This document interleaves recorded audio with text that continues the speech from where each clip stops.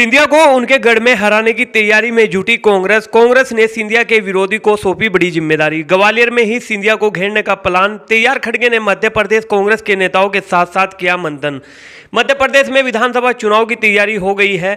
BJP हो या कांग्रेस, दोनों ने उन सीटों पर फोकस कर दिया है जो मुकाबले वाली दिख रही है। बीजेपी मालवा का अपना पूरा आधार करने की कोशिश में है, तो कांग्रेस की नजर ग्वालियर चंबल में टिक गई है, क्योंकि यह गढ़ ज्योतिरादित्य सिंधिया का गढ़ माना जाता है, जो कांग्रेस छोड़कर बीजेपी में चले गए थे।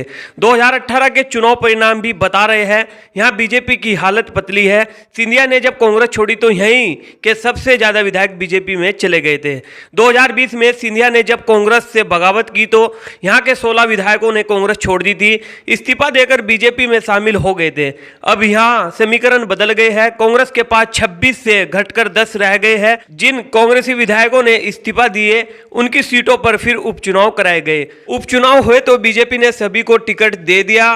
बीजेपी को उम्मीद थी कि उनकी सभी उम्मीदवार चुनाव जीत जाएंगे।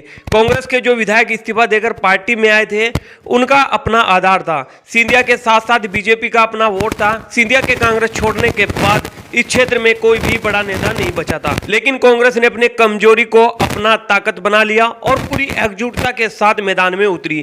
पहली बार ऐसा देखने को मिला कि कांग्रेस पार्टी में कोई गुटबाजी देखने को नहीं मिली और उपचुनाव में परिणाम सामने आए।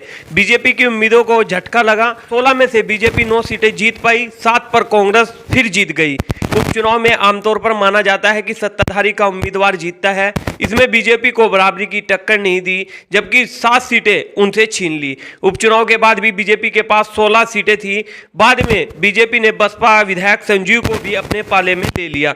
अभी दोनों ही पार्टियों के पास 17-17 विधायक हैं। साफ है, सिंधिया के गढ़ में कांग्रेस बीजेपी पर भारी पड़ती दिखाई दे रही है और कांग्रेस ने सीजन के लिए अलग ही रणनीति बना ली है। दिल्ली मल्लिकार्जुन खड़गे ने मध्य प्रदेश के कांग्रेस नेताओं के साथ जो मीटिंग की है, इस क्षेत्र का विशेष तौर पर फोकस किया है। नेता प्रतिपक्ष का पद भी कांग्रेस ने यहां के वरिष्ठ विधायक डॉक्टर गोविंद को दे दिया। गोविंद सिंह लंबे समय से सिंधिया के विरोध में रहे हैं। जब सिंधिया कांग्रेस में थे, तब भी गोविंद सिंह और सिंधिया के रिश्ते टकराव वाले थे।